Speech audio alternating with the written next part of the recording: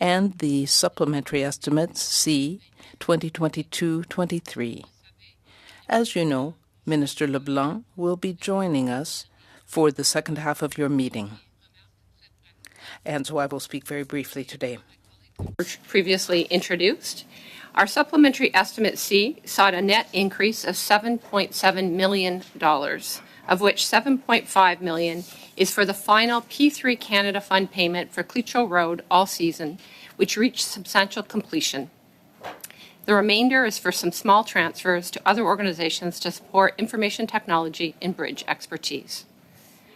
Our 2023 and 2024 estimates seek $9.6 billion for infrastructure that helps build strong communities, fights climate change, strengthens our communities, including through the Invest in Canada program, the Permanent Public Transit program, and the Canada Community Buildings Fund. My colleagues and I will be happy to answer any questions you have today. Merci beaucoup pour l'invitation. Thank you very much for the invitation, and we will be pleased to answer any questions you have. Thank you very much, Deputy Minister Gillis. We'll begin our line of questioning today with Mr. Davidson. Mr. Davidson, the floor is yours. You have 6 minutes. Well, thank you, Mr. Chair, and it's great to be back on transportation and infrastructure this morning. And hello to all my colleagues. And since I'm here, I'd like to move my motion, which was tabled on February 13th, 2023, concerning the need to study the dumping of fill on aerodrome construction sites in Canada.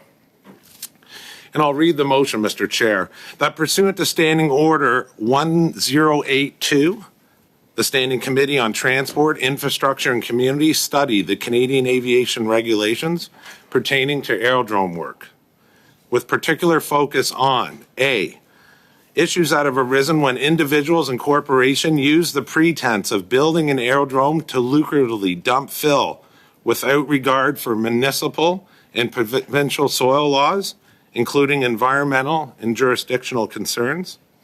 B, the consultation process, including the obligation of proponents to notify interested parties, including municipalities and First Nation communities, when aerodrome work is undertaken.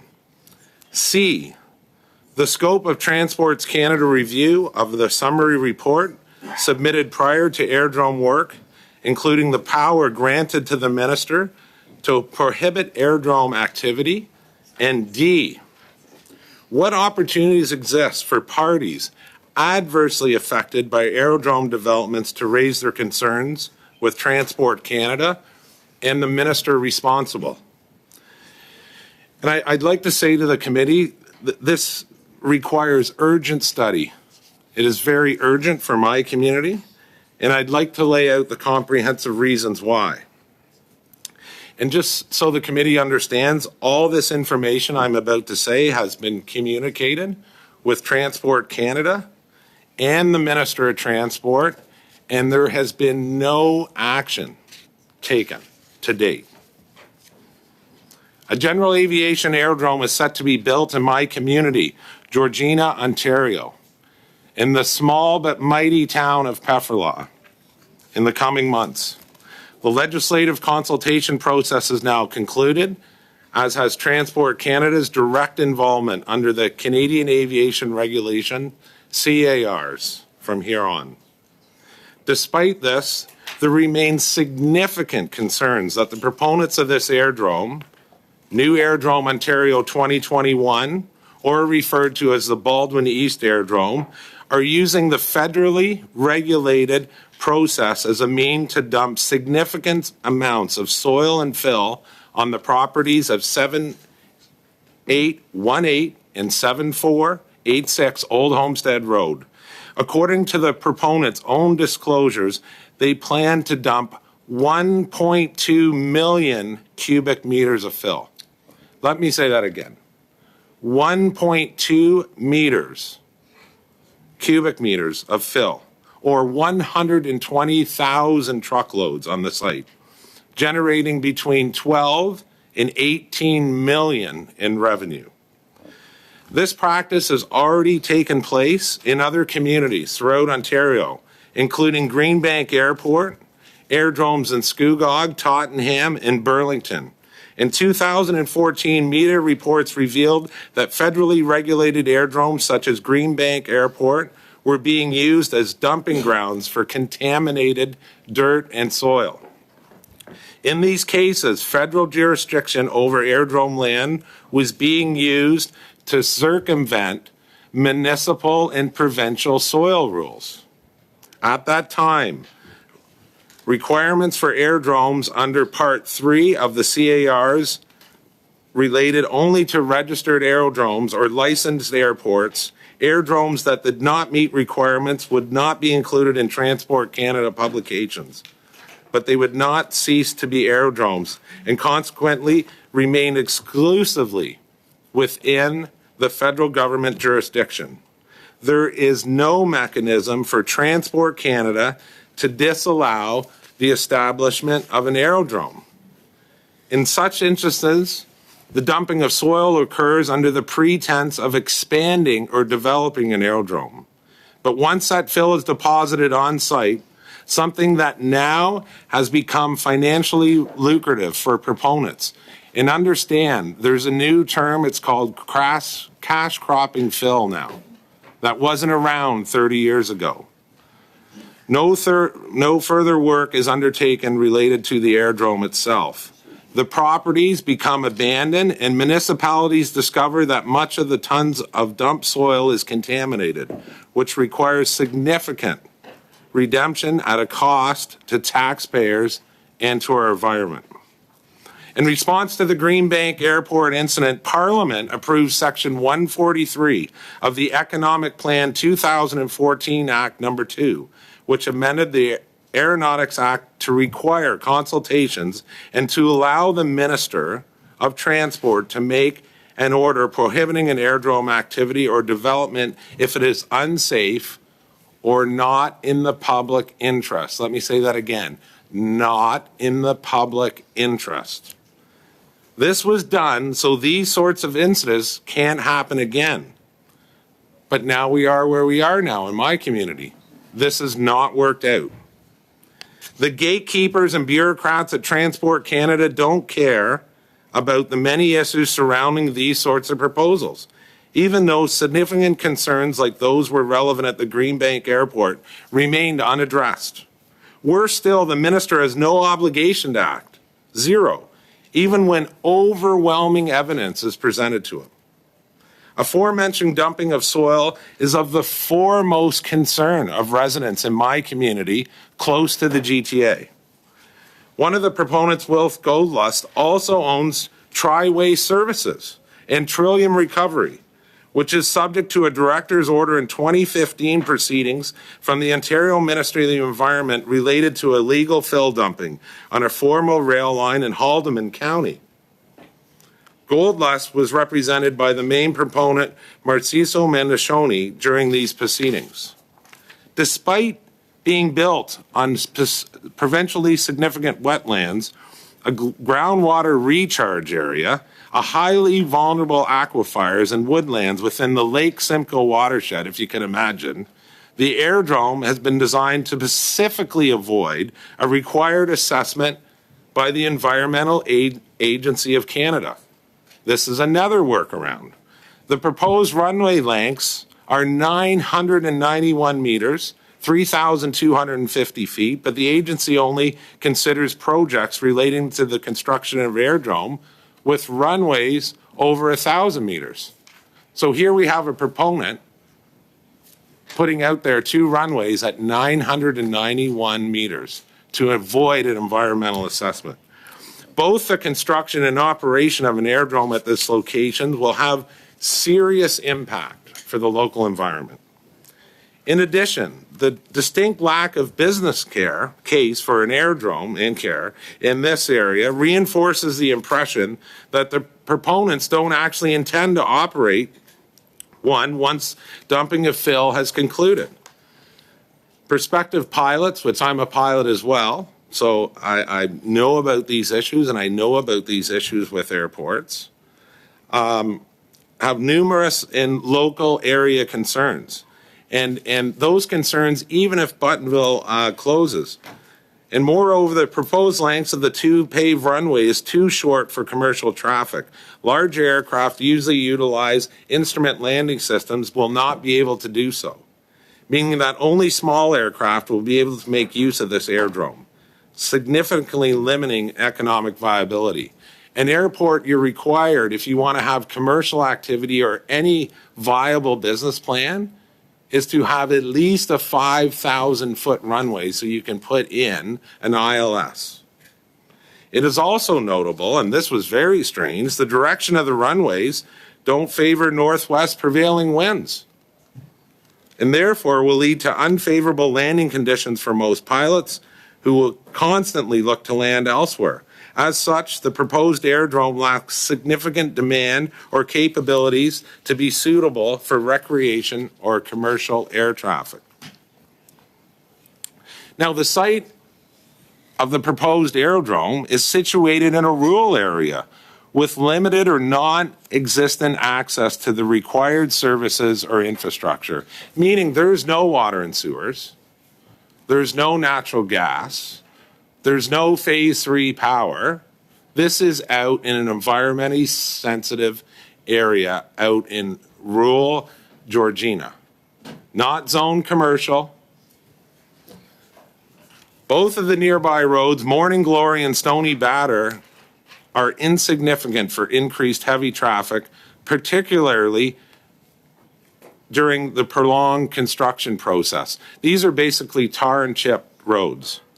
There is also a distinct lack of servicing for water, sewage, or power in the area that would be required should the aerodrome be approved and begin operation.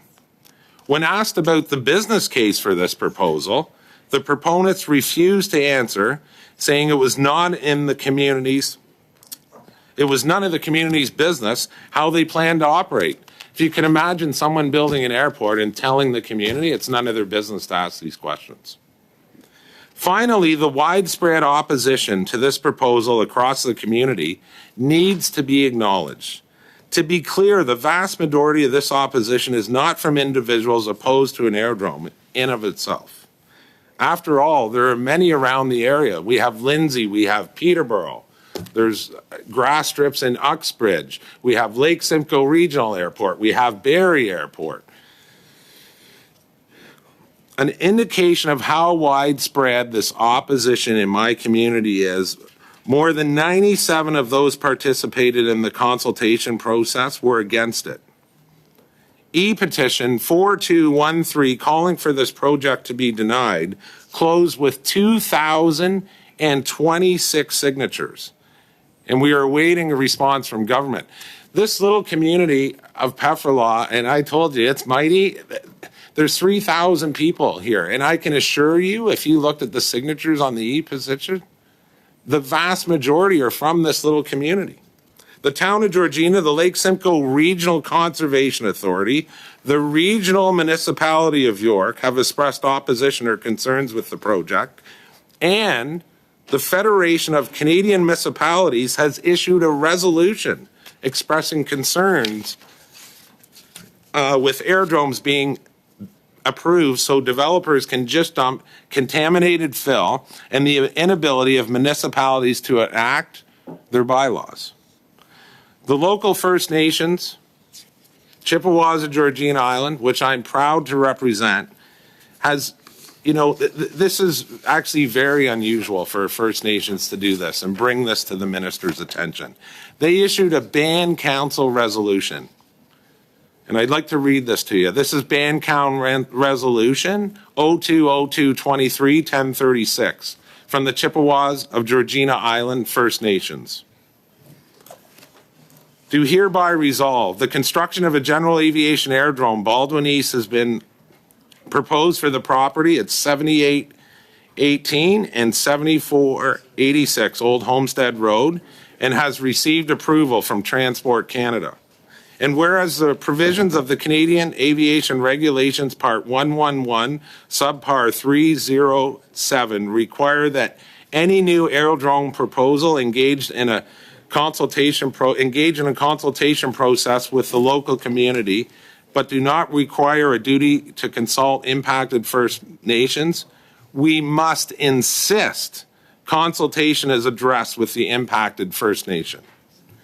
And whereas it is recommended that any proponent seeking a new aerodrome engage in non-mandatory pre-consultation process with the key stakeholders, including local municipalities, in advance of the required consultation process. And whereas Transport Canada has a constitutional duty to consult, let me say that again, has a constitutional duty to consult First Nations when their proposed conduct have potential to adversely impact the First Nations' rights.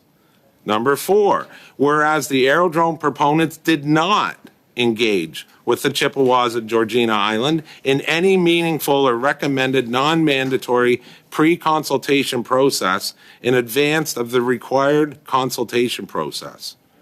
Number 5, and whereas numerous environmental concerns have been raised about the impact of the aerodrome and related fill dumping will have, including the Lake Simcoe ecosystem. Number 6, whereas the proposed aerodrome is on the traditional lands of the Chippewas of Georgina Island, and whereas the proposed aerodrome has the potential to adversely impact the Georgina Island First Nation, Aboriginal, and treaty rights. Therefore, let it be resolved that the Chippewas of Georgina Island First Nation oppose the aerodrome project moving forward and demand that Transport Canada consult with them on any proposed aerodrome project that they may have an adverse impact on our rights. Since the CARs were amended in 2014, there has been 2 uses of the powers granted to the minister to deny the establishment of an aerodrome from proceeding.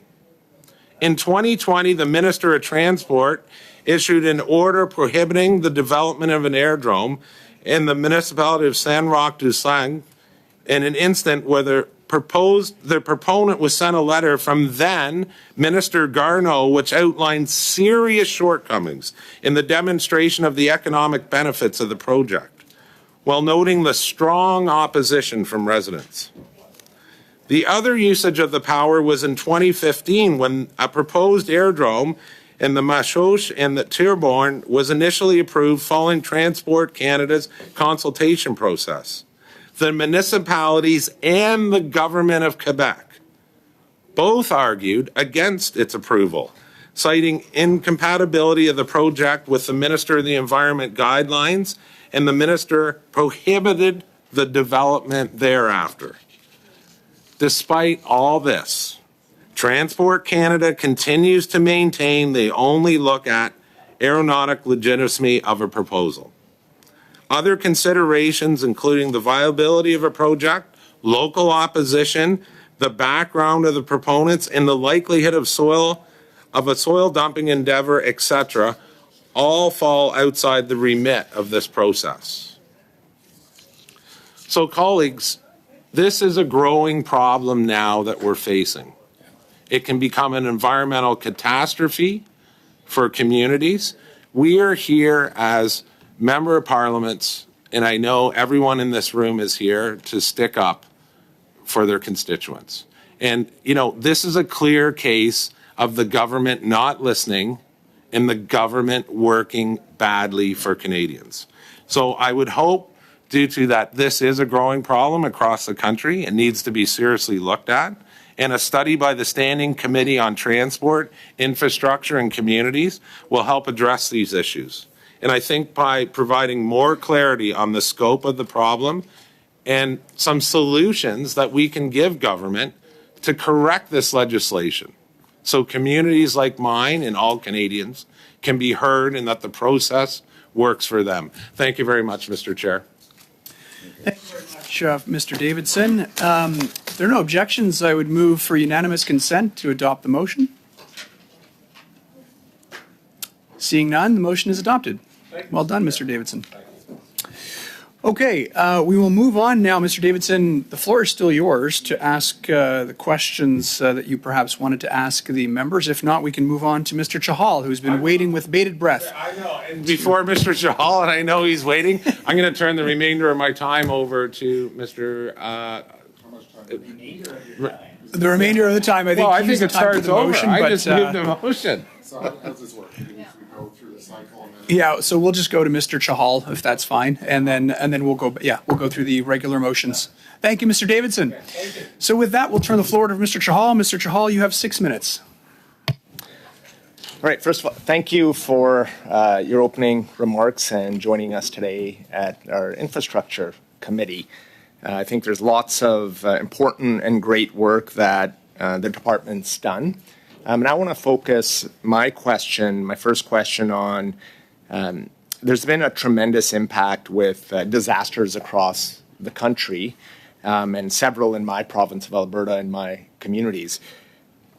Can you provide us an update on the Disaster Mitigation and Adaptation Fund that was announced in 2018? Excuse me. Thank you very much for the question. For that particular fund, which is a really important opportunity to invest in our communities to make our public infrastructure more resilient. To date, we've approved approximately 100 projects to the tune of $2.2 billion. And actually, right now, we have an open intake on that particular program that closes in July. So communities can avail themselves of further investments to be able to make their communities more resilient. As part of the National Adaptation Strategy, this particular program was topped up by almost $500 million, and that's part of the open intake that's going on right now. So we do hope that communities will avail themselves of making their communities more resilient. But making your communities more resilient is not just, although it's very important, to make investments in capital in the infrastructure. We've also, as part of our work that's been ongoing and then increased and accelerated as part of the National Adaptation Strategy, is to invest in things like codes, standards, tools to help communities know what work needs to get done on their infrastructure to make it more resilient. So we've been working very, very closely with the National Research Council, with the Standards Council of Canada, to be able to provide more knowledge and information on how we build in our communities going forward. So the investment certainly in DMAT, in the Disaster Mitigation Adaptation Program, very important. And there are investments that are going on to over $2 billion right now, and more investments to almost $1 million once that particular intake closes in July, and further investment decisions are made. And then we will have ongoing work on code, standards, research, knowledge, and support to communities to understand how do they make their communities more resilient. Thank you for that update. And, in the province of Alberta, we've seen delays in a number of projects like the Springbank Reservoir because our provincial Conservative government wanted to review a project that was approved. We had a major disastrous hailstorm in my constituency of Calgary Skyview. We had over $1.5 billion of damage, and we saw the provincial Conservative government not support our communities with cleanup and rebuilding. How do we ensure, and what is our role to step in? Have we considered or looked at supporting municipalities and communities when provincial governments don't support or fund disaster relief in communities?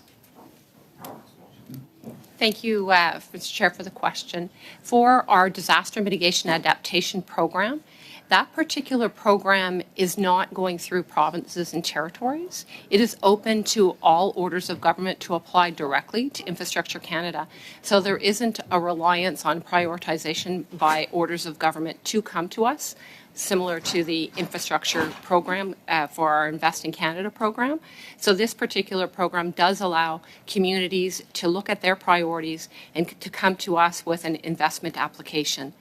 So that is one really important project. But also through the FCM, we also have an asset management program and also a climate change innovation program that communities can apply to directly to give them technical competencies and capabilities to understand how do they protect their assets better, and also specifically for climate change on what kind of innovations do they have to make to their infrastructure to make them more resilient. And again, those are applications that communities make directly to the FCM who are managing these particular programs on our behalf.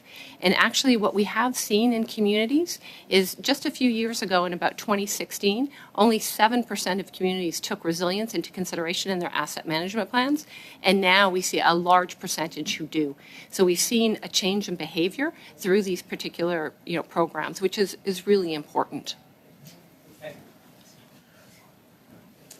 Thank you for that. Has the Infrastructure Bank considered, you've done a lot of great work across the country in supporting municipalities through public transit, clean power, green infrastructure, and so many great projects in my city and region. Have we looked at considering or expanding the mandate of the Infrastructure Bank to do more? Thank you again for the question. So actually in Budget 23, the Canada Infrastructures Bank was expanded specifically in the area of clean and clean transition and clean electricity. As we look at the challenges to transition to net zero 2050, the Canada Infrastructure Bank, I think, is an important tool. It's one tool in the toolbox, but an important one. And there we have looked at, and they have been directed through the budget to increase their work in these particular areas. They had particular targets lower, and they've been given targets of $10 billion in each of these particular areas. Thank you very much, Mr. Chahal. Prochainement, nous avons Mr. Garon. Mr. Caron, you have the floor. You have 6 minutes. Thank you very much, Mr. Chairman, and thank you to our witnesses for being here. You probably know the municipality of Saint-Marc-sur-le-Lac that had terrible flooding in 2019. There were 600 houses that were flooded, and at the time, the infrastructure to rebuild and expand the dike received a commitment, and I saw the documentation, to pay 40% of the costs. That was by the federal government of so over $20 million for the municipality. But for administrative reasons, not because there was a lack of compliance, then only half of the money was provided. So just $10 million that was granted, and therefore the government of Quebec, in order to adapt for climate change, had to provide additional funding to the municipality on behalf of Quebec taxpayers. So I would like to see how that money can be returned to Quebec taxpayers. Merci. Thank you, Mr. Garon, for that question. Regarding that specific issue on the area that you mentioned, I can't provide an answer, but I can talk about the programs and the way that we share costs with the provinces and territories. We have provided $3 billion in investing in Canada in the program, and we work with the provinces and programs and provinces. Now, Mr. Jahal just mentioned a program, but there is always an opportunity to consult and to share. Oh, thank you. I know the program, but what happened was that Ottawa committed to provide $20 million. The dike had to be rebuilt very quickly because there were important repercussions if it wasn't. But then Ottawa decided to provide only half of the money. So is there some way through the department that the Quebec taxpayers could receive the same kind of funding as elsewhere in the country? All the programs that we have and the funding and the terms and conditions are the same across the country. So the same approach is taken everywhere. So I don't know whether there was an administrative issue, whether there was some kind of change, but what I do know is that compliance with terms and conditions is the same everywhere, and so Quebec municipalities would be treated the same way as anywhere else. You don't know the issue. You are saying that the people in Samak, Soledad don't have any remedy. Now, I want to talk about an expansion of the Montreal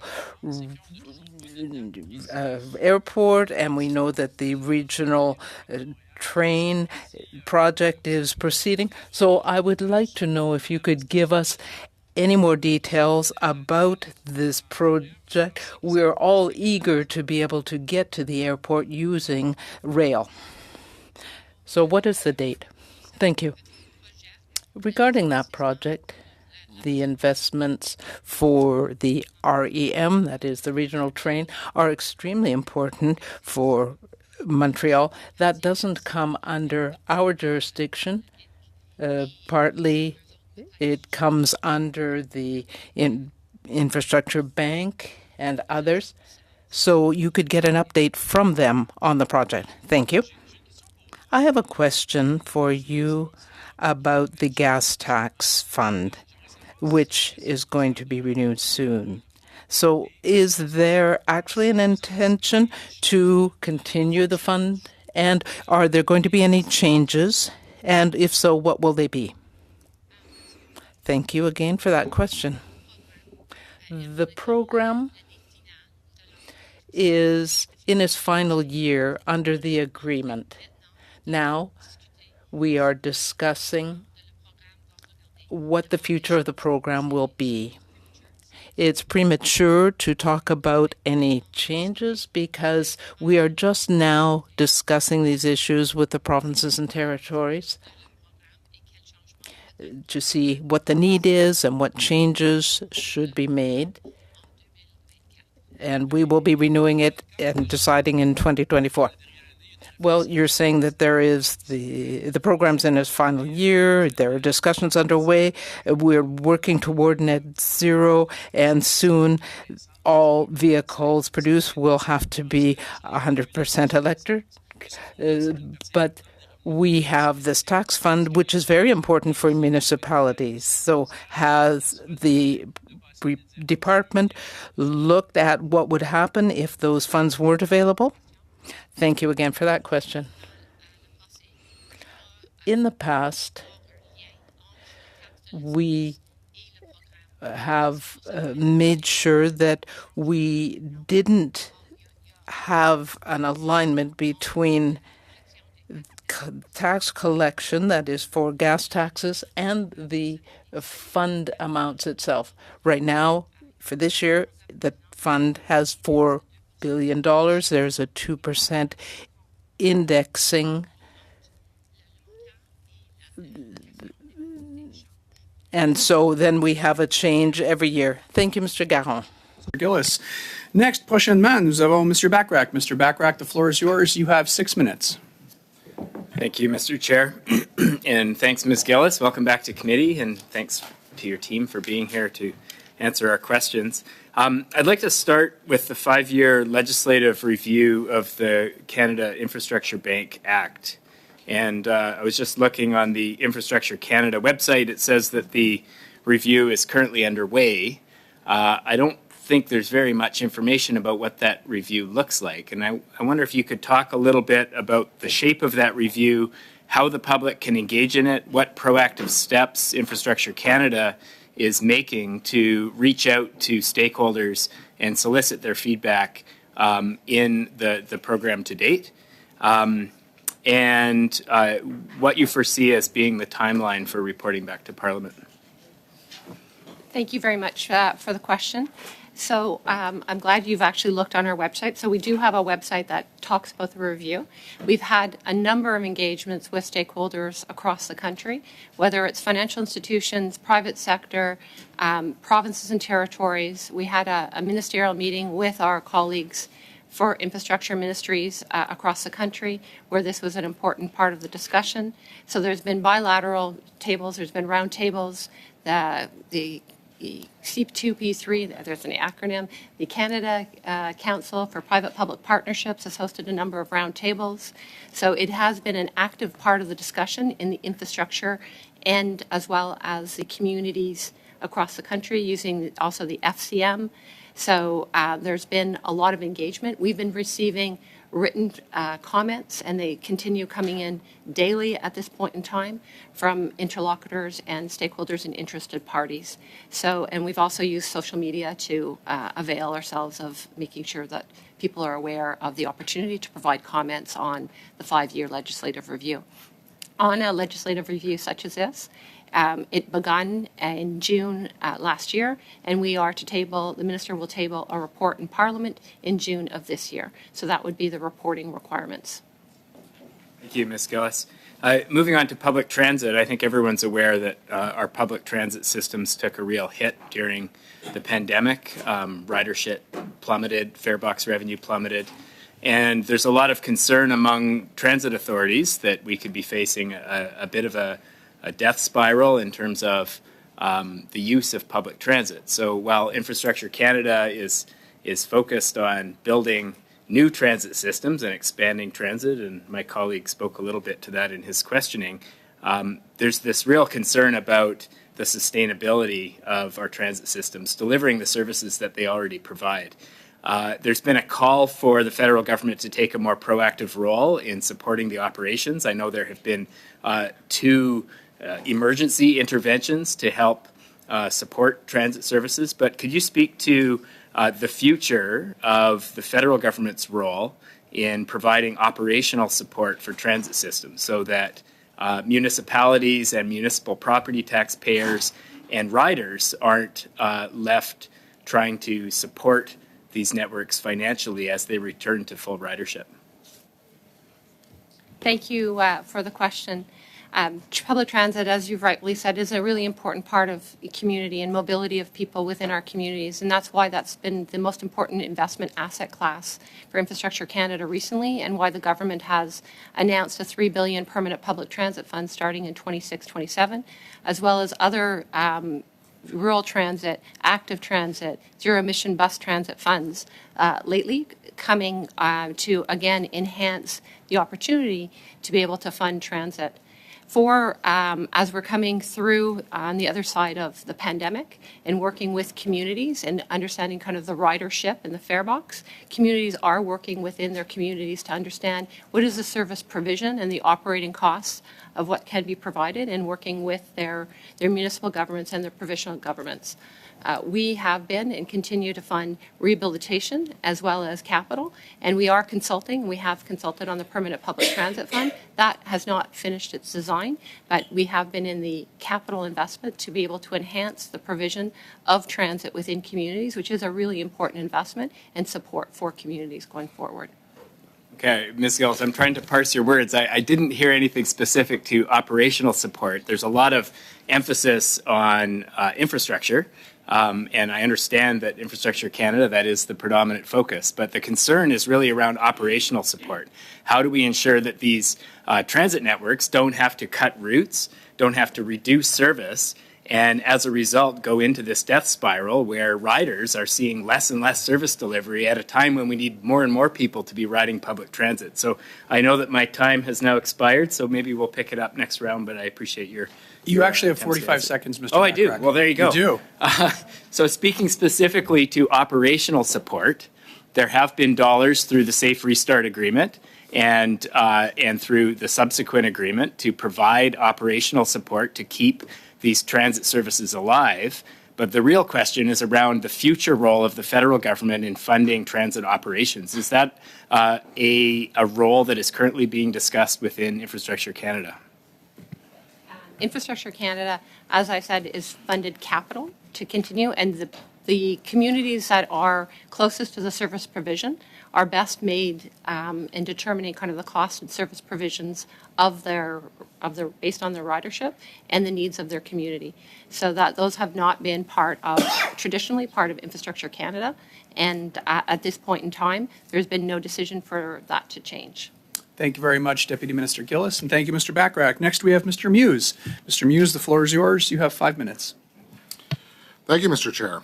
So, but first, before I have some questions for the Office of Infrastructure Canada officials, I want to amplify the remarks and the motion before by my colleague, Mr. Davidson, about soil dumping, because certainly in my community, which is in proximity to the GTA, we've been dealing with this issue, of course, of soil dumping, as have all the communities in and around the Golden Horseshoe and GTA for a number of years. In fact, we've had a number of instances of contaminated soil dumping where the municipality and the province have had to chase that down relentlessly. And so certainly I support this study, and the fact that there's this loophole in the regulations is certainly at federal level is outrageous, and I certainly support every effort to close that.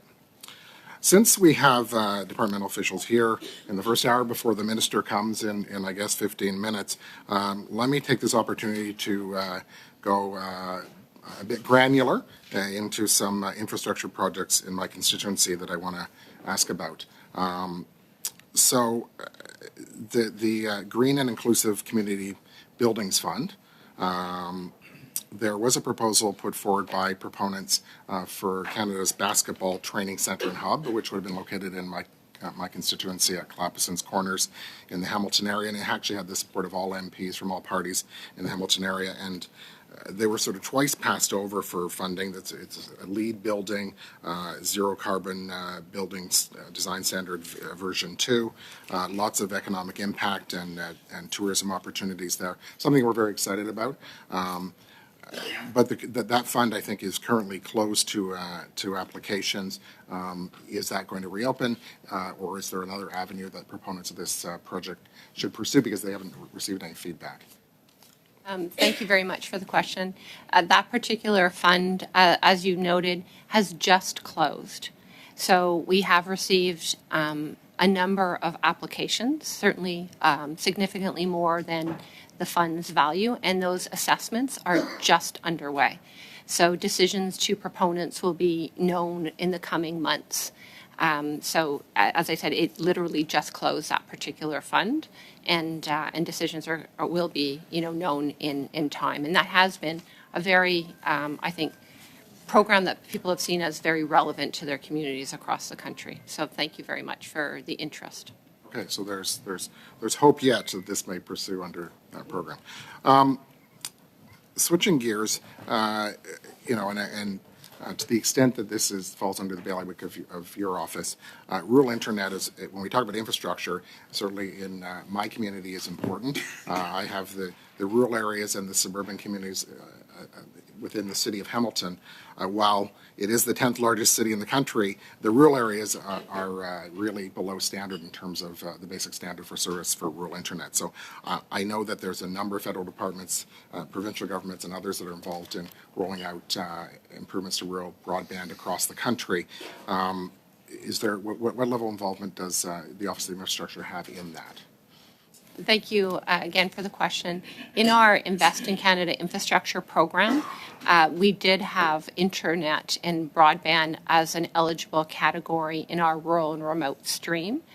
But I would say that it was more ISED, the Innovation, Science Innovation Department, under their Universal Broadband Program, which would be the main program funding internet within the country, as well as CRTC has an internet fund. Also, our Canada Community Buildings Fund does also allow internet as a service provision in an eligible asset category, and that would be completely within the purview of Hamilton to use those funds to be able to augment internet connection within their community. So let me ask, because here's what I've observed in the last couple months. There's been a number of announcements through the Universal Broadband Fund, provincial, in this case, Province of Ontario, Government of Ontario, infrastructure funds, often jointly, in all the communities surrounding us, millions and millions of dollars, multi-millions of dollars in a lot of cases. We've only had $300,000 19 months ago. So we seem to be being overlooked. So I'm not sure why. Is it that the application's not being made? Is it when, just from your experience in working with, when there's multiple levels of government, is it the federal government that's providing the funding, the province that's deciding on the implementation? Is it just that there's shovel-ready projects not ready? Like what potentially would you speculate to be the hiccup here?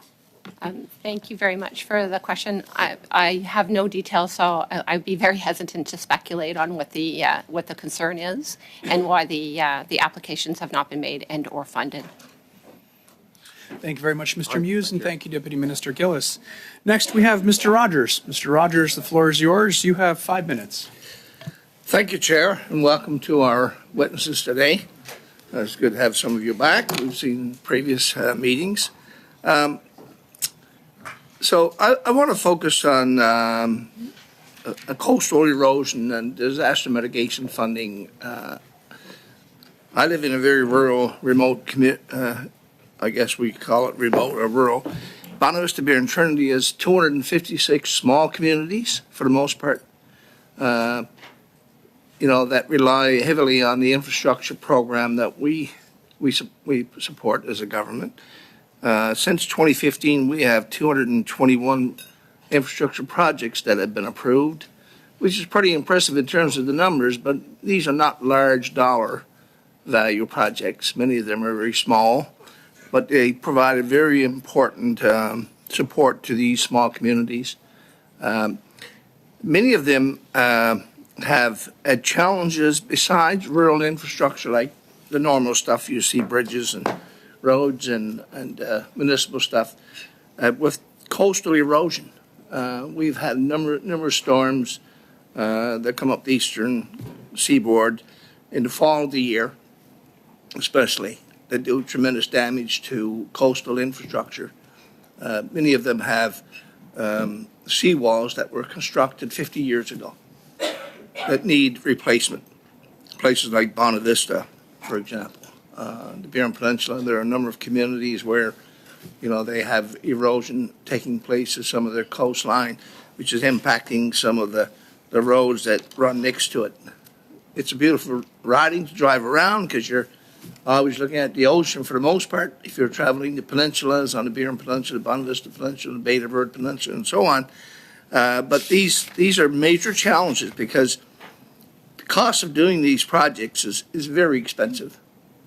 And so in terms of the percentage of cost, many of these small communities are really challenged to try to be able to do these projects. So you mentioned earlier, Ms. Gillis, that these communities, municipalities, small municipalities, can now apply directly to Infrastructure Canada to be able to secure funding to try to fix some of these problems. Many of them, as I said, run into millions of dollars. So what percentage of the funding would the community have to provide, number one? And number two, so if we encourage our towns to apply, what's the process they have to go through? Basically, how do they access that funding? Thanks. Thank you very much for the question. I'll start with the application process. Depending on the program, if it's the Disaster Mitigation Adaptation Program that you referenced, there's substantial information on our website on the application guide, the evaluation criteria, and the steps to go through. We also have a team under Aaron and a colleague that support any questions. We've done a number of webinars also on the particular program, so we're always available to support communities in understanding the application process and supporting any answers to questions they have in getting through that particular process. So I think that's a really important component, especially for communities that don't have a lot of capacity. So to be able to support those people, because there's a limited amount of expertise potentially in getting through an application process. For the program, and it depends on the program itself, but for the Disaster Mitigation Adaptation Program, the federal government is a 50% cost share for that particular program, but there's other programs that we do pay more, and if it's an Indigenous community or Indigenous recipient, for example, we can go up to 100%.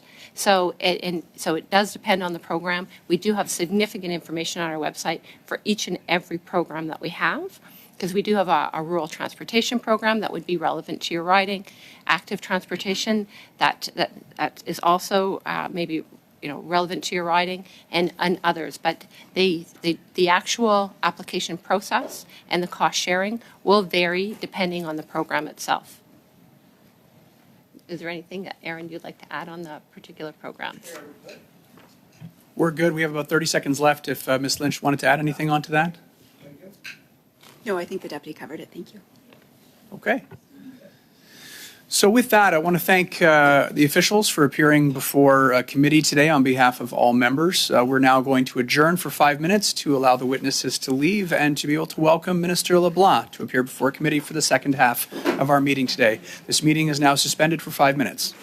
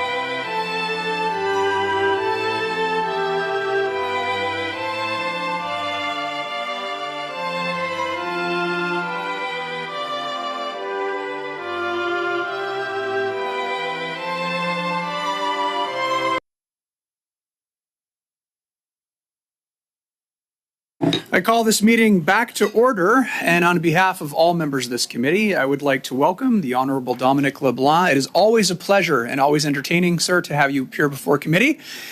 We will begin, sir, with opening remarks, and with that, I will turn the floor over to you. You have 5 minutes. Mr. Chair, so thank you. I'll dispense with the dig at the beginning about it being entertaining. I'm here for a substantive conversation on our government's infrastructure priorities. If you're seeking entertainment, Mr. Chair, must be at another meeting. I couldn't help you with that.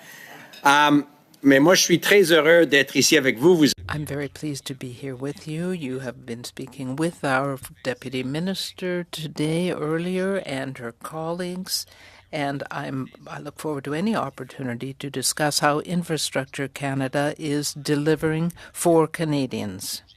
As I mentioned, Deputy Minister Kelly Gillett is here with me to help answer any of your questions.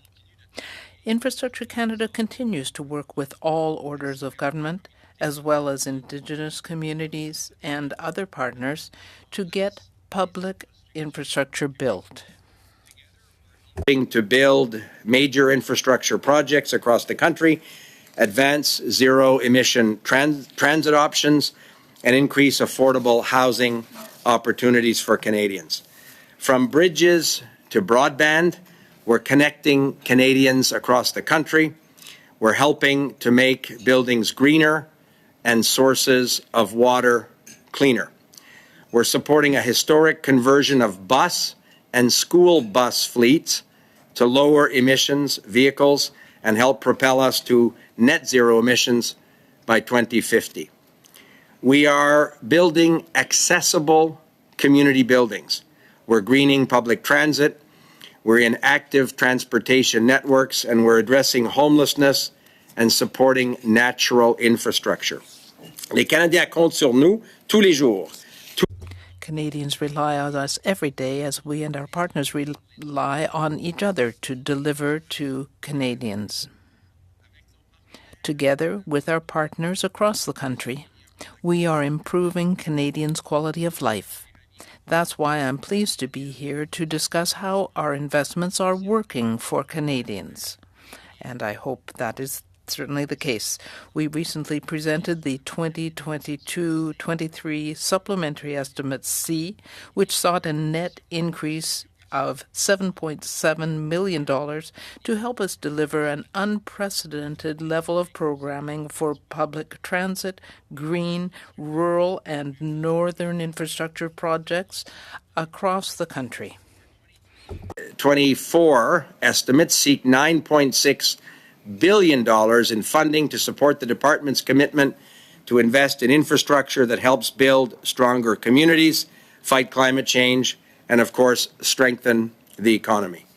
The majority of the 23-24 funding will support projects delivered through infrastructure programs such as the Investing in Canada Infrastructure Program, the Permanent Public Transit Program, and the Canada Community Building Fund, previously known as the gas tax. The year ahead, Mr. Chair, promises to be another productive one with new programs ramping up and legacy programs coming to successful conclusions. On a confirmé dans le budget Budget 2023 confirmed the Government of Canada's commitment to furthering key infrastructure projects in Canada and key support for what we are doing at Infrastructure Canada. That's support for transformative investments that fight climate change, deliver cleaner energy, promote investment in our communities, and create good-paying jobs. Is evolving. Our department is playing a key role in building that greener, cleaner, and more resilient future that Canadians expect. Infrastructure Canada's 2023-2024 main estimates detail the necessary funding that will enable us to continue that work and get things done for communities across the country, including communities, obviously, Mr. Chair, represented by you and colleagues at this table. So I look forward to our discussion. I thank you for your invitation, and I understand that all of the difficult and technical questions have been cleaned up by the Deputy and her colleagues beforehand. So this should be a very cheerful and easy conversation, as always, Mr. Chair, and that's why I'm here. Merci beaucoup, Monsieur le Ministre, encore une fois. Thank you, Minister, and once again, it's a pleasure to have you here with us in committee. Today with Dr. Lewis. Dr. Lewis, I'll turn the floor over to you. You have 6 minutes. Thank you, and thank you, Minister, for attending today. According to the Infrastructure Department plan, projected department expenses are going up by $2 billion in this fiscal year when compared to spending in 2022 and 2023. That would represent a 25% increase in planned spending from the year before. In addition, it would represent an increase of 75% in the department's budget from just 3 years ago. To put it in dollar figures, you are planning to drive up spending by $2 billion this fiscal year. And within 3 years, the department has increased its planned spending by $4.1 billion. That's a massive increase. And this increase is coming at a time when Canadians are struggling with groceries, they're struggling with bills, and it seems extremely disconnected from the Canadian public and out of touch with fiscal reality.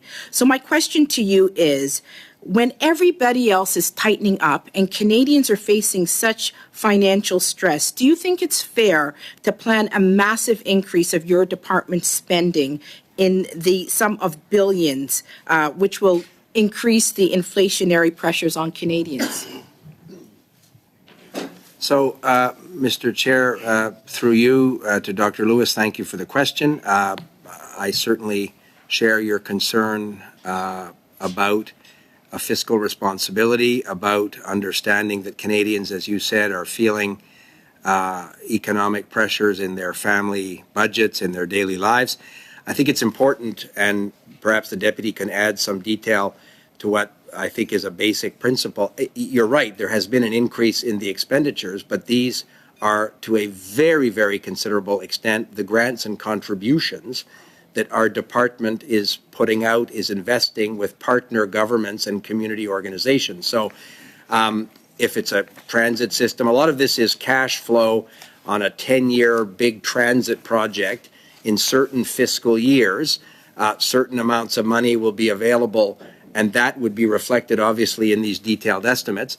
I think your concern, and I would share that, is that these expenditures have to be on projects that benefit Canadians and their communities, that fight climate change, that improve transit.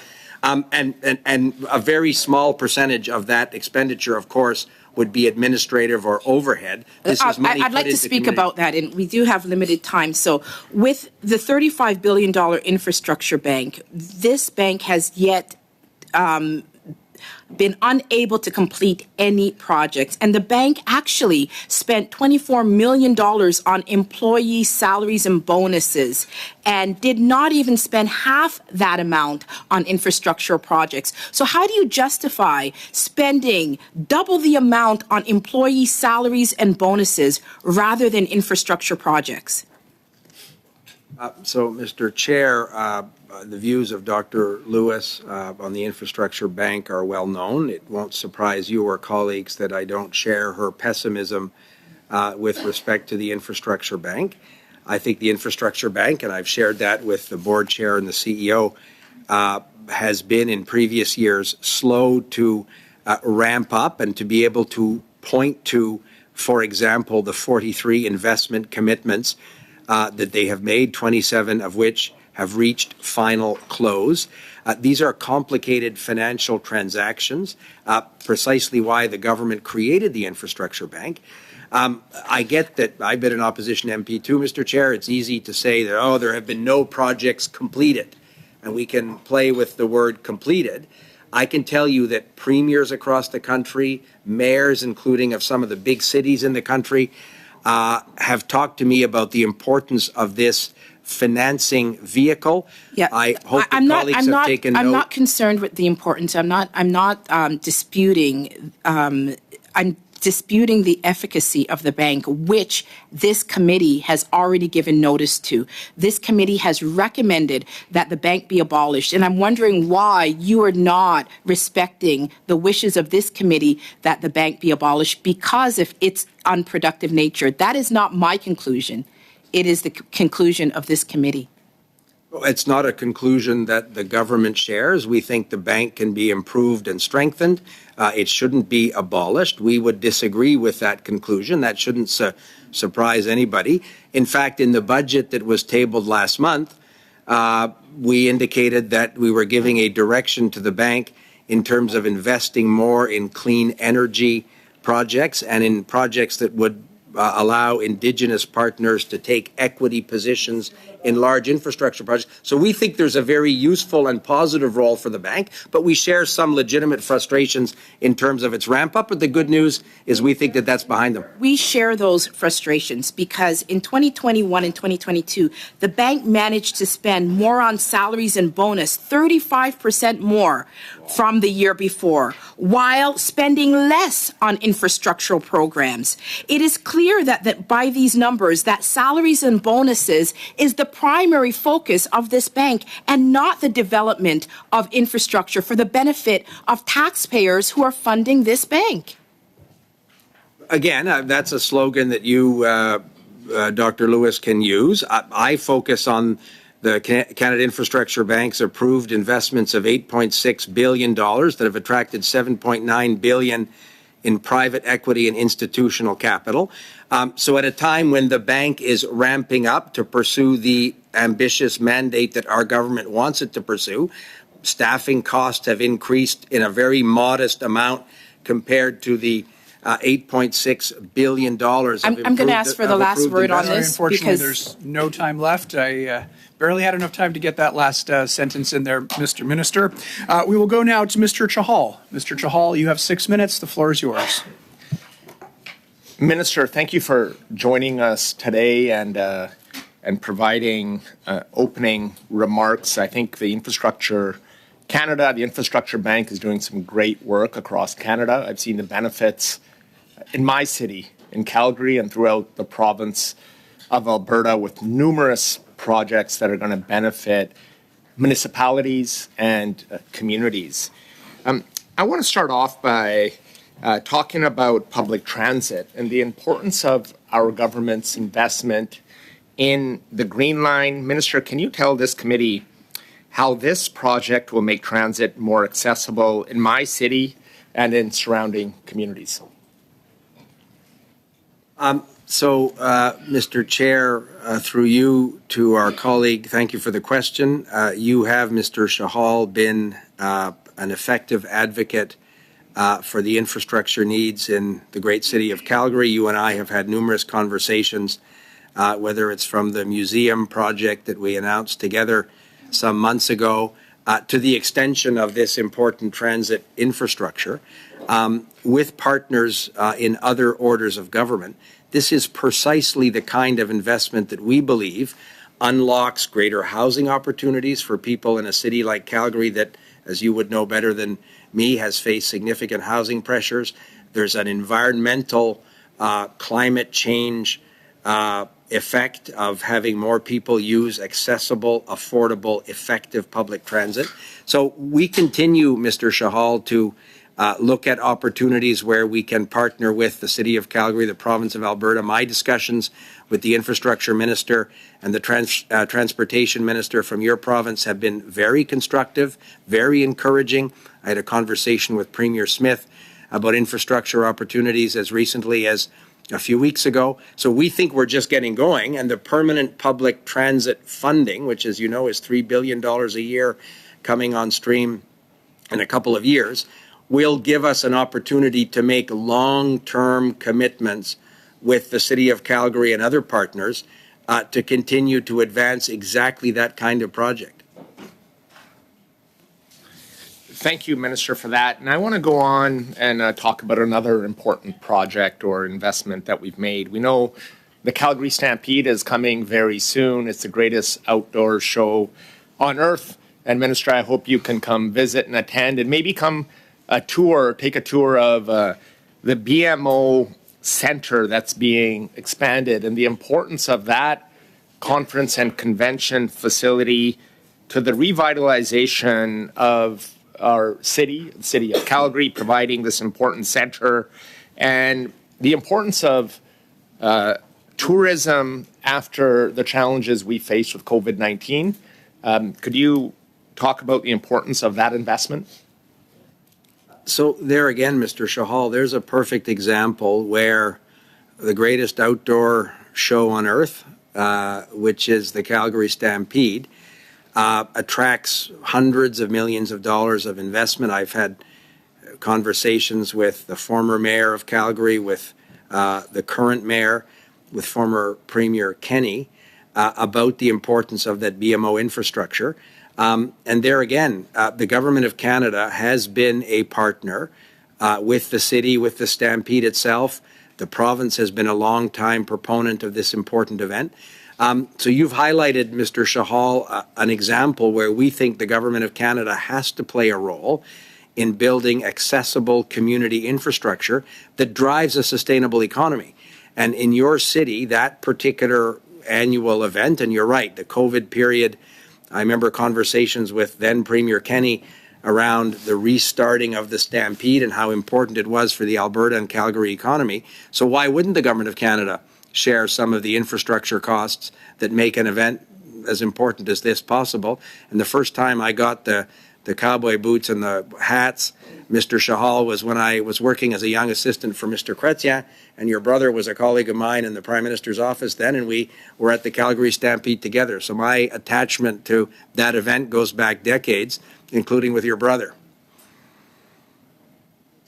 Thank you, Minister. And I do come, maybe put on your boots and come back and join me at the Calgary Stampede, and we can have some fun and see some of the great projects that you've helped bring forward. Minister, can you speak about the progress that the Canada Infrastructure Bank has made since your last visit to our committee, and talk about where you see maybe the Infrastructure Bank going moving forward? So thank you for that question, Mr. Chair. And as I've said previously at this committee, and we've said publicly in question period, the Infrastructure Bank was, in our view, slow to ramp up in terms of making investment decisions and making investment opportunities available to partners. The good news is, as I said in my response to Dr. Lewis, your colleague, we think that they're well underway in terms of making significant investment decisions, including in big and small projects across the country.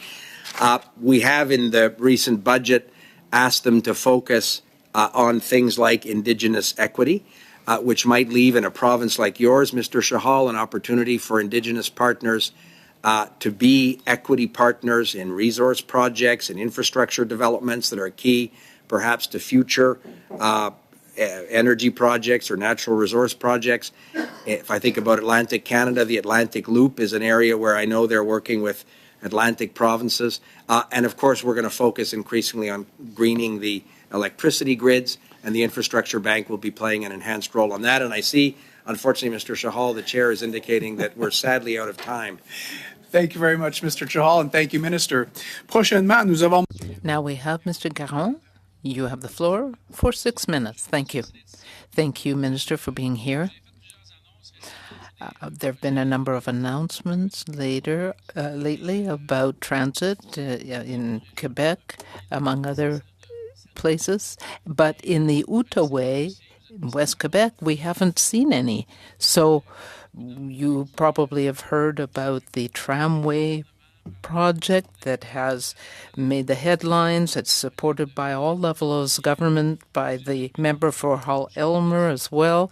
And you look well, lots of energy. So perhaps you could tell us what date we can expect support from the federal government.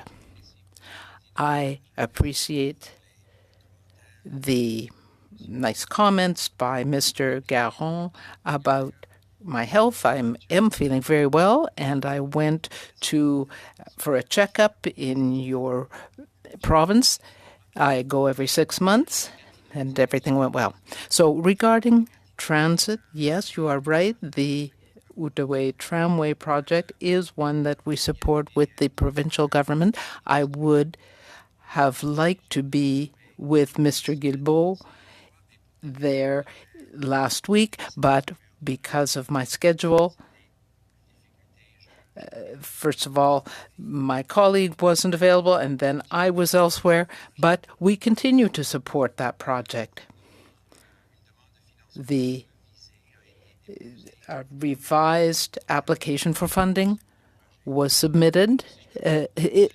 If I may, Minister, the project finance office has indicated that there is something coming up. Can we expect an announcement? Yes, I hope so. Perhaps the deputy minister has something to add, but the project that has been submitted is at the planning stage.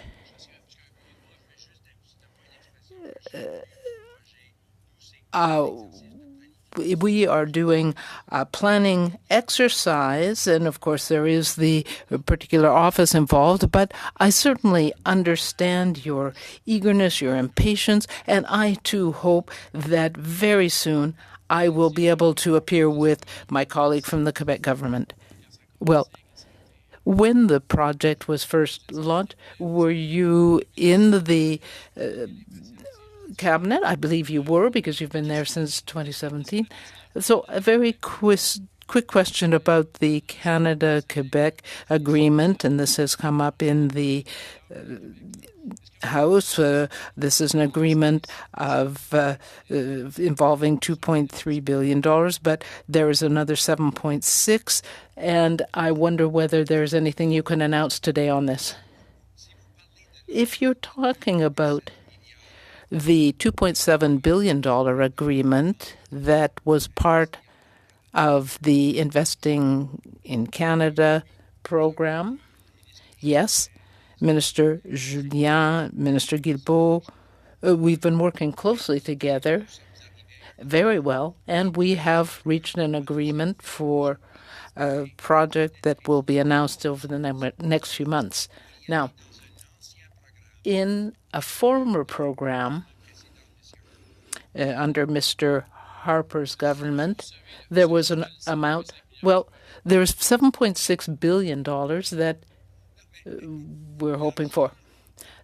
Is that money available? Well, the money that we have committed as a government for under the Canada-Quebec agreement? The answer is yes. I just want to be sure that I remember correctly, because there was a former program under Prime Minister Harper, and not all of that money was spent. $7.6 billion was brought in from that by the Department of Finance last year. All of the money has certainly that has been committed will be spent. Perhaps you could provide those details to the committee? Yes. I just want to be clear. Now, I want to come back to the Canada Infrastructure Bank. I heard my colleague, Ms. Lewis's question. There have been a number of criticisms of how the bank has been working. It's not a bank. It doesn't do infrastructure very well. So what is the point? If you have any suggestions, of course, we would like to keep the word Canada in there. But if you have another suggestion other than Canada, this is a public investment institution that we want to keep, and it does invest in and perhaps we could keep another we could have another title. Yes, I'll keep in touch about that. But I have another point I want to raise. I quickly asked the Deputy Minister earlier about the $20 million that was committed to Saint-Marc, a municipality, for funding to help with flooding dikes. Now, half of that ended up being paid by the province of Quebec. So will something be done to reimburse Quebec taxpayers? Well, I come from a small region as well in Atlantic Canada, and there are projects like that. And I will get back to you. I certainly understand your concern. I'm convinced that we can provide you a satisfactory response, an answer on that. So thank you very much, Minister, and thank you, Mr. Garon. Mr. Bachrach, the floor is yours. You have 6 minutes. Thank you, Mr. Chair, and thank you, Minister, for being here with us today and taking our questions. You and I have spoken in the recent past about the situation facing Prince Rupert, a community that's struggling with a serious infrastructure deficit. This is a small community, a small city that supports Canada's third fastest growing port and can't accommodate future port growth unless it addresses its drinking water infrastructure crisis. And as you know, over Christmas, the city had to declare a state of emergency after a series of water main breaks. They now fear the catastrophic collapse of their drinking water infrastructure, which, of course, would put them in a very tenuous situation when it comes to supporting the port operation and the residents who call that place home. And we're thrilled to see the BC government come in to the tune of $65 million, which is part of the cost of addressing the immediate needs of the community in their water crisis. Now, I asked you a question about this in the House of Commons on March 7th, and I was really pleased that you ended your response with, quote, that you hope to have good news soon. And I wonder if you could start by talking about what good news might look like from a federal perspective and what soon might mean. So good news would look like a further significant investment from the Government of Canada with the City of Prince Rupert in this critical project. So Mr. Bachrach, Mr. Chair, Mr. Bachrach is absolutely correct. He and I have had a number of occasions to discuss the importance of this project. It is an anomaly that a city with that population would be such a critical piece of the economic infrastructure of Canada. And I have heard from business leaders on multiple occasions the importance of that port. I have been going to Prince Rupert since I was a kid with my dad, who was then the fisheries minister in the 70s. So I understand the size of the community and the size of the economic impact for the Canadian economy. It is unreasonable for the City of Prince Rupert to assume some infrastructure as critical as a water system. the full cost. You're right, the province of British Columbia invested $65 million, which we think is positive. We obviously recognize that. We know that there's a program at our department called the Disaster Mitigation and Adaptation Fund. All bureaucratic programs have nice acronyms. This one is called DMAF. On February 28th and again on April 5th, there have been conversations between the department and the City of Prince Rupert. There's a deadline in July by which those projects, July 19th, and we'll work with the City of Prince Rupert, Mr. Bachrach, to make sure that they maximize the possibility for the Government of Canada to allocate funds from that program, and I'll work with the Deputy and our colleagues in the department to make sure they understand the priority that you and I and the government have in terms of finding a way to help Prince Rupert. That, I hope, may be the first and best place to start, as I said to you, but it won't be the end of our work together, and we're looking at other options where the Government of Canada could continue to make those investments. Thank you very much, Minister. It's certainly promising and good to hear that there are plans being put in place to get them the assistance they need as quickly as possible. I think the idea of having the catastrophic failure of a city's water system in such an important geographic location is really unthinkable and needs to be avoided.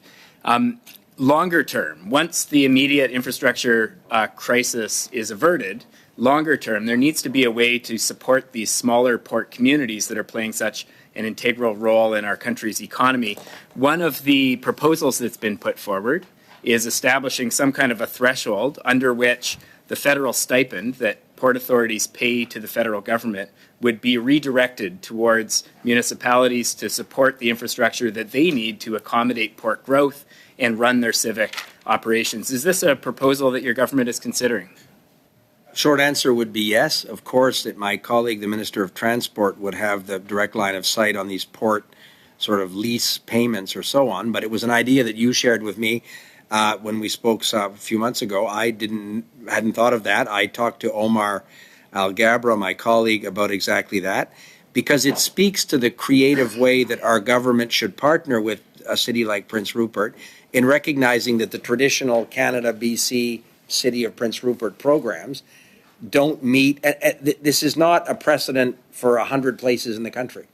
It's maybe a handful of smaller places that are huge economic arteries for the country. So the answer is yes, we're looking with Transport Canada at how that might work, but we're not going to stop there. The Deputy and I and our colleagues in the department, as we reimagine new infrastructure programs, whether it's the Canada Community Building Fund or other instruments that we hope to roll out in the coming months. There's a fall economic statement coming up. There's a budget coming up. I've talked to your provincial government, Mr. Bachrach, has been very successful or very articulate in advocating for this as well. So I'm hoping that we'll have a better toolkit at Infrastructure Canada to work directly with these smaller municipalities that happen to be, by geography, these giant economic arteries for the whole country. We should have a better toolkit to respond to that. My commitment to you is to develop that with Prince Rupert in mind, but we're looking at these short-term solutions. Disaster Mitigation and Adaptation Fund can be another contribution, we hope, and perhaps Transport Canada's port leases, but I'll be happy to follow up again with Mr. Alghabra. Thank you very much, Minister, and thank you, Mr. Bachrach. Next, we have Dr. Lewis. Dr. Lewis, the floor is once again yours. You have 5 minutes. Thank you, Minister. You had stated that the Infrastructural Bank has spent modest salaries, so I'm just going to highlight some of these salaries. In 2020 and 21, spending for infrastructure programs was $25 million versus $17,742,000 on salaries. In 2021 to 2022, spending on infrastructure was just $11 million versus salaries of $24 million. In the same year, 2021 to 22, the bank's executives awarded themselves a 35% increase in salary and bonuses. Minister, why is this failed bank paying bonuses to underperforming executives? Mr. Chair, it won't surprise you, I don't share the premise of the question. I just want to be very precise. The executives of the bank didn't award themselves those bonuses. Those would have been approved, of course, by the board of directors, which is arm's length from the government. I think the numbers that Dr. Lewis was quoting are from the annual report of the bank. It's done in a transparent way. These are approved by a board of directors, and the comparable metrics are similar private sector financial institutions. But we also recognize that the bank was ramping up as the number of investment decisions was increasing and as the equity and financing that was being made available to projects was going up. It's reasonable that the staff should go up as well, but in a modest and reasonable way. Minister, in fact, from 2020 to 2021. Sorry, Dr. Lewis, we have a point of order from Ms. O'Connell. Mr. Chair, it's customary that when a question is asked, the witness has the relatively equal amount of time to respond without, excuse me, I have a point of order and have been recognized by the chair with the floor, and I'd appreciate not being interrupted while I do so.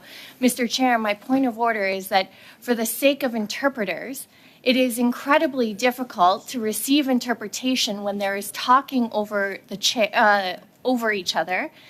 If Dr. Lewis would like to take back her time, that's reasonable, but interrupting the minister or witnesses does not help our interpreters, and it is customary of this committee to allow the witness to respond in an equal amount of time. Thank you very much, Ms. O'Connell. I'll just ask members and remind members to do their best not to talk over the witnesses whenever possible. Dr. Lewis, you have 3 minutes, 4 seconds left on your time. The floor is yours. Yes, thank you, Chair. We do have limited time, so I do reserve my right to interrupt if the minister is going on too long. So, Minister, what exactly are the metrics that you use in judging whether or not the infrastructure bank is successful?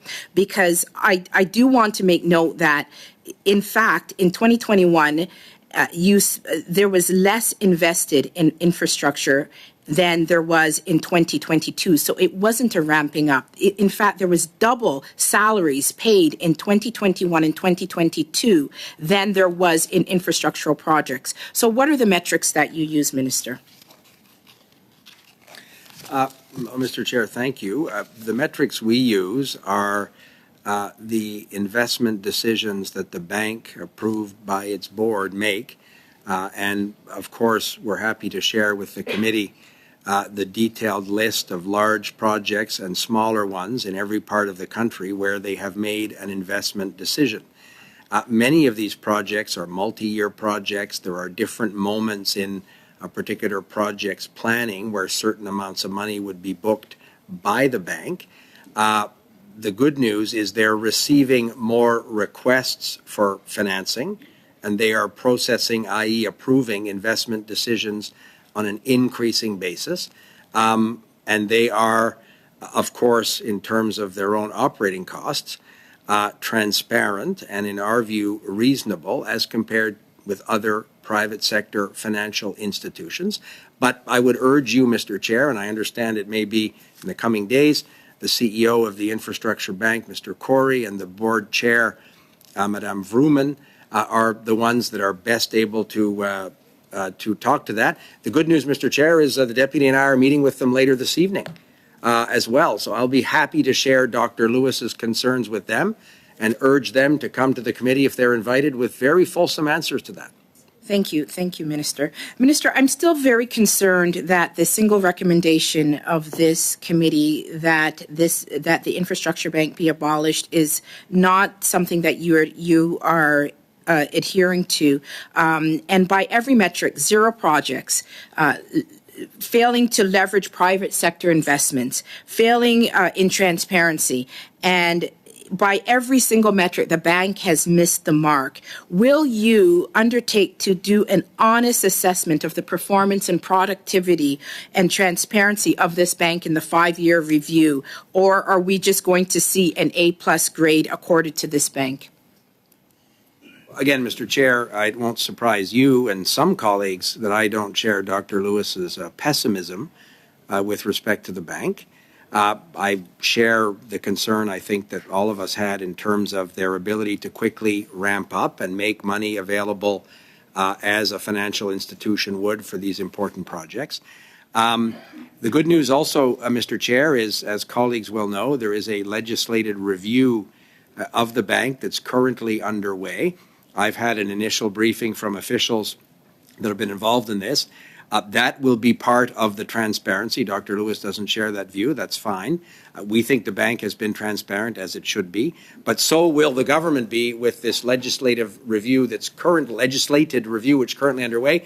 And my hope, Mr. Chair, is that we'll share it with Parliament before the end of June. And perhaps, if I'm very lucky, you'll invite me back in the fall to talk about it. Thank you very much, Minister. We may take you up on that. Mr. Iacono, la parole est à vous. Mr. Iacono, you have 5 minutes. Thank you, Mr. Chairman, and thank you, Minister. For some people, the Canada Infrastructure Bank doesn't seem like a useful institution. However, I don't agree. There is a lot of activity, even in Laval, that has been supported by the bank. There has been help with reducing greenhouse gas emissions, and a lot of help in Alfred Belin. And we are working to expand the transit and between the 440 and to help with transportation in our area. Thank you, Mr. Chairman, and thank you to our colleague, Mr. Iacono, for his questions. I can share his concern because the city of Laval and the area that he represents has certainly a great role to play in the economy and therefore needs strong infrastructure.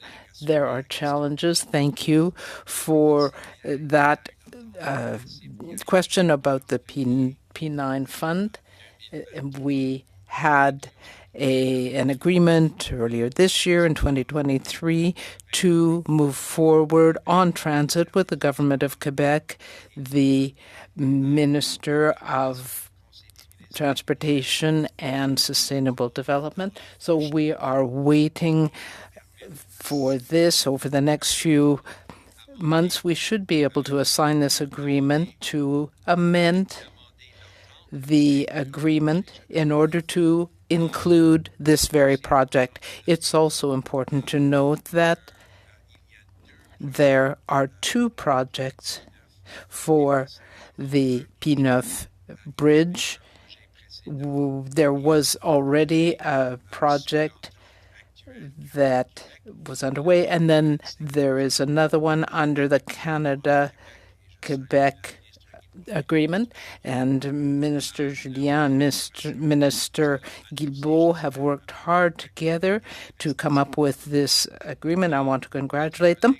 Our colleague also talked about expanding Highway 19 and the 440 in Laval and the 640 in Bois-des-Filions.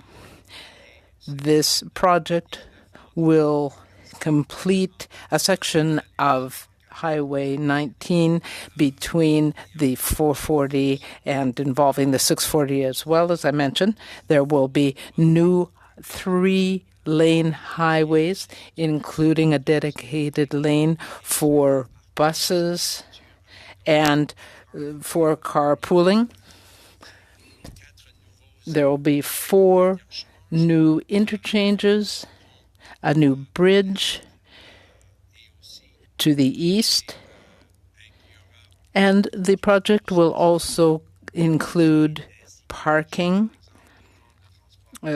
so that people can use a park and ride service and use transit to reduce traffic. There will also be noise reduction measures that will be added, and there will be also other aspects that will encourage use. And so this is just part of what makes this such an important project. And it's an example of other infrastructure projects that we are working to develop. And I'm very pleased, Mr. Iacono, to move forward with this type of funding. The Laval and this region is so important for Canada. Thank you, Minister. Just to continue, I would like to know how the federal government is helping to support major infrastructure projects in Quebec. And can you talk to us about the blue line for the Montreal Metro in the area of Anjou? Thank you. Through you, Mr. Chair. Mr. Iacono has identified another mega project, which is the extension of the Blue Line in Montreal. This is a transit project. And then we also have the tramway in Quebec City, which is another example of major transit projects. The Quebec government has dealt with various increases in the costs, and this has happened across the country. But the good news is that we have reached an agreement with the Quebec government to make sure that the project moves forward, and I hope that Mr. Iacono and the other members who represent ridings in the Greater Montreal areas, Mr. Garon, and even our chair, Mr. Chivke. Oh, Mr. Garon. Mr. Garon, now for 2.5 minutes. Please go ahead. Well, you could also invite me to the announcement about the Outaouais tramway. Minister, municipalities have access to funding to deal with shoreline erosion. Along the Richelieu River, there is a great deal of expensive work that has to be done, but it is up to private landholders. Do you expect to make any changes to deal with climate change in that area? Thank you, Mr. Garon, for that question. I see the same problem in Atlantic Canada, in any area, in fact, with shorelines, yours and mine and elsewhere, and the Richelieu area is certainly one of those. If I understand correctly, most, if not all, of the funding under the federal government is intended for public infrastructure. So the costs of adapting or reducing risks to shorelines and to deal with erosion, where private property is concerned, is up to those property holders, unless the provinces, well, you aren't involved in any negotiations with Quebec or the provinces about this? No, to my knowledge, we have not received a request from provinces, including Quebec, to look at investing in private property adaptation. Now, there are insurance companies and so on. I could certainly raise this issue at the next meeting with the infrastructure bank. Now, my colleague, Mr. Blair, is somewhat involved in this. I have one great question left. We know that we have to apply for issues, to apply for project funding. Do you know what proportion of the funding that is earmarked for Quebec? Well, when the final decisions are made, it will be transparent. The decisions will be clear about how we have allocated the money by province, and right now I don't have those numbers, but I could give you the most recent figures, and then unfortunately, there are many more applications than we can provide funding for, but we will certainly provide those details as needed. Prochainement, next we have Mr. Bachrach. Mr. Bachrach, the floor is yours. You have 2.5 minutes. Thank you, Mr. Chair.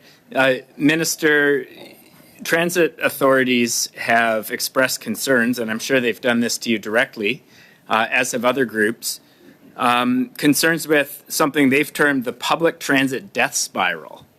So at the same time that your federal government is investing in transit infrastructure and has made commitments to the future expansion of public transit systems, there are immediate concerns about the operations of existing transit. I'm wondering if you could characterize in your own words the public transit death spiral. So, Mr. Chair, thank you for the question, and I certainly wouldn't want to think that our government in any way would participate in a public transit death spiral. I think the record will show during... So the question was, could you characterize their concerns that they've expressed to you with regard to the public transit death spiral? So I don't share the view that there's a death spiral. If you look at the significant investments our government has made in public transit, it has been historic, including accepting the request of the Canadian Federation of Municipalities for a permanent, recurring $3 billion annual public transit fund. I do get the concern around operating costs. And that is an issue I have discussed with the Canadian Federation of Municipalities, mayors of big and small cities across the country. We recognize that COVID has been an enormous challenge. We needed these systems to operate, to take essential workers to work at a time when others weren't able to do so or were safely perhaps staying at home. That opened up a real concern around some of this ridership. Remote working, teleworking has also reduced in some cases ridership. The Government of Canada doesn't operate transit systems. We don't presume to know what's the appropriate service standard that a municipal or provincial transit authority might like to undertake. We do recognize these financial pressures, and we have evolved the federal support for transit from simply expanding transit networks to looking at sort of rolling stock repairs, because transit authorities were saying to us, okay, expanding, very expensive, very important, but dealing with the state of good repair of current transit infrastructure is something that we can do. But our government so far, other than during the COVID emergency payments to provinces, has not supported operating cost of transit authorities. Thank you very much, Mr. Bachrach, and thank you once again, Minister. Next, we have Mr. Strahl. Mr. Strahl, the floor is yours. You have 5 minutes. Thank you, Mr. Chair. Thank you, Minister. As you know, this committee has committed to undertaking a study of McKinsey and Company's role in the creation of the Canada Infrastructure Bank. You are listed on that motion as one of the people that we would like to hear from. So I'm wondering if we can get your commitment today that you will come as a witness as part of that testimony if your schedule permits it. And I'm sure the committee would be willing to move the meetings to make sure that you are able to participate. So will you come and participate in that study? Thank you, through you, Mr. Chair. Thank you to my friend, Mr. Strahl, for the question. We have obviously followed the committee's conversations, including the Government Operations Committee, around looking at the infrastructure bank's contracts with McKinsey. I, of course, played no role in those contracts whatsoever. I didn't know about them until we saw them reported publicly. I don't purport to give direction to the executives of the bank or to the board around who, in their judgment, they should be contracting with for what particular services. I'm not sure I could add very much. It would be a very boring meeting if I were to come and talk about something for which I have absolutely no knowledge. I know you're thinking that hasn't prevented me from talking about things like that in the past. So I could see the look on your face, and I take the teasing. But I do think the best place to start would be the CEO of the Infrastructure Bank, Mr. Corey, and the board chair. And we will, tonight, when the deputy and I see them ensure, I think May 2nd, there may be the board, the CEOs Sorry, here, but we'll make sure they're available as well. But you are, we believe in ministerial accountability and the fact that you weren't the minister at the time of the creation of the bank. You are the minister now, and it's very disappointing to hear that you won't make yourself available for that committee hearing. I would ask you to reconsider when you meet for dinner tonight with the executives at the bank, because we did find, obviously there's $1.43 million in contracts, both tendered and untendered, that went to McKinsey.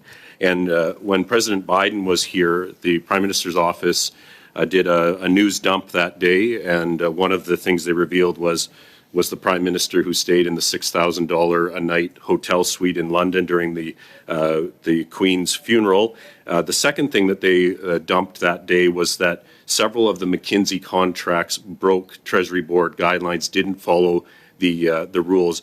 As far as you know, did any of the contracts that were awarded by the Canada Infrastructure Bank, did they break Treasury Board guidelines as was revealed by PMO when President Biden was here? So I'm informed by the deputy that all of these contracting rules were appropriately followed. The bank, as an independent Crown corporation, sets its own contracting practices. But again, my understanding is those rules were followed as would be appropriate. But the CEO, Aaron Corey, would be the best person to review those particular contracting issues as well. I know that the CIB has provided, Mr. Chair, written documentation on these matters to the House of Commons, and I think on March 29th at a different committee, a senior partner at McKinsey also appeared. But I will endeavor to ensure that the bank provides all of this information, because I share, Mr. Strahl, your understandable concern with respect to these practices. Well, with respect, Minister, the CEO is not the person that is responsible to Parliament for the Canada Infrastructure Bank. That is your job, and that's why we believe that you should be a part of that, those hearings on that, and that we don't hold that CEO accountable. We hold you accountable as the minister responsible for that. And I think it is interesting to note that this committee has unanimously recommended that the Canada Infrastructure Bank, for numerous reasons, including value for money, be disbanded. And I hear several Liberal MPs today that perhaps weren't a part of that, and perhaps that's why those members are no longer on this committee. But I would certainly suggest to put it as a conservative recommendation that the bank be abolished is incorrect.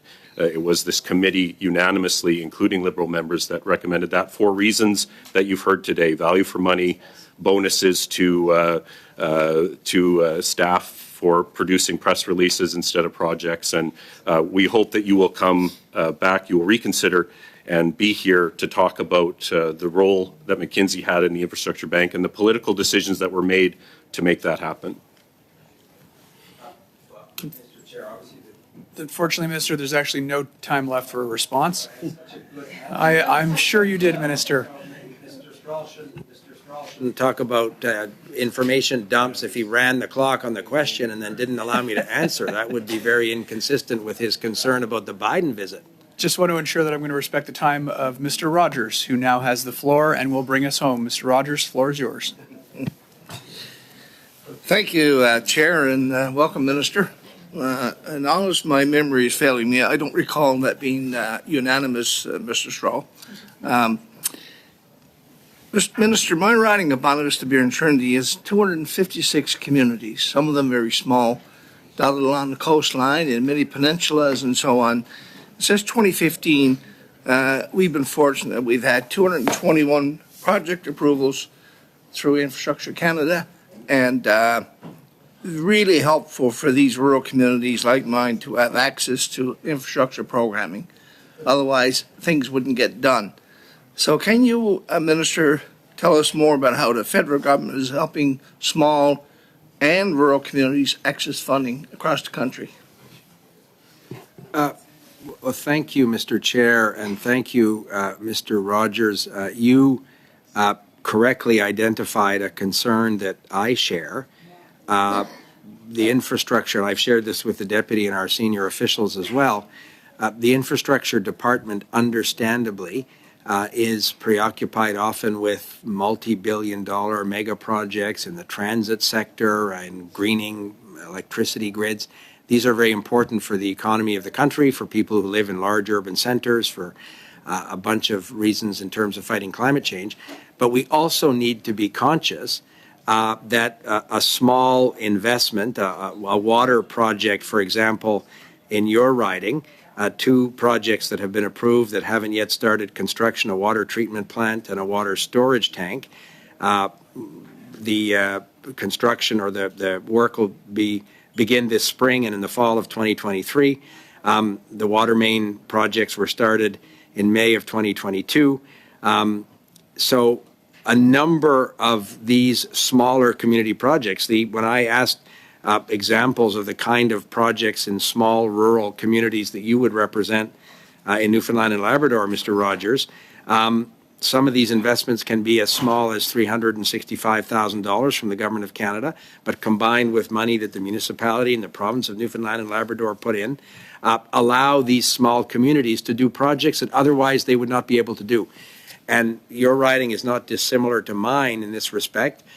A small town in Kent County, New Brunswick, like Rexton, the northern part of my riding, their water system, if they had to upgrade to maintain the health and safety of their water system, if they had to put that on ratepayers in their municipalities or the tax base of their small rural village, would simply not support these investments, which people understandably expect governments to work on collaboratively. So your province has been a great partner for us, Mr. Rogers, in the last number of months. When I was here last, the province of Newfoundland and Labrador had one of the largest balances of unallocated money, including for projects in smaller communities like the ones you represent. Premier Fury and his government have been extremely effective in working with us. The good news is we got that amount of unallocated funding down to 0, which means that those very projects that you're concerned about and that you've talked to me about for communities in your constituency, many of them are going to be funded, and I'm hoping that you'll have a very busy spring and summer announcing a lot of this good news in your riding, Mr. Chair, and we would welcome, obviously, you yourself announcing projects too, Mr. Chair. I don't want to pretend that it was only Mr. Rogers who could have this opportunity. Well, thank you very much, Mr. Rogers. And on behalf of all committee members, once again, Minister, we want to say thank you for appearing before us today and for answering all of our questions. With that, this meeting is adjourned.